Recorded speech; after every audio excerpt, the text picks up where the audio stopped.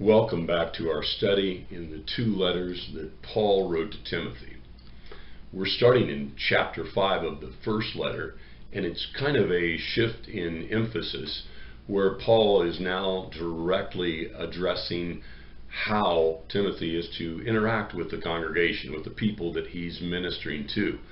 And Paul looks at this not only from a spiritual angle, but also from a psychological angle, so that Timothy can build healthy relationships in the congregation and that he can also be effective as a minister. So we're going to pick up in chapter 5, verse 1.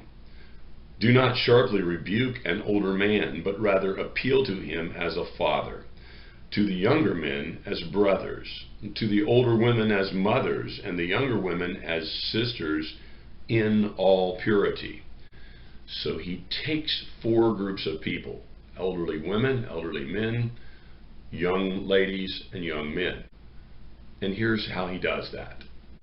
You connect to the older men as your father, or as a father figure, and you connect to the older women as a mother or your mother figure, and you respect them in the same way, and you don't rebuke them or jump on them or correct them in harsh ways.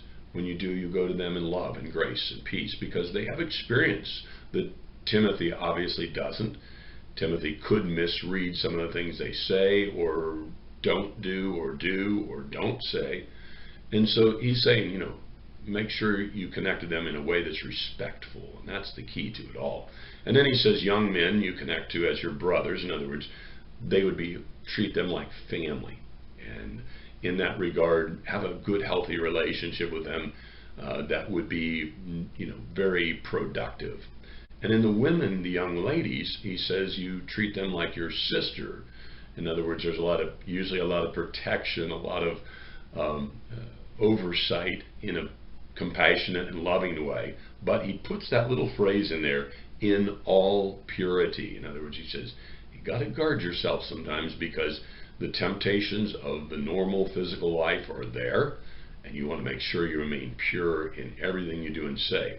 So what does he do here? He brings this picture of family together, as we are the family of God. And he says this is how we're to interact, not only spiritually, but also in a psychological or a community way, where we can be beneficial to each other just in the normal things of life and in our walk and journey of faith in Jesus Christ. We'll pick up there in our next session.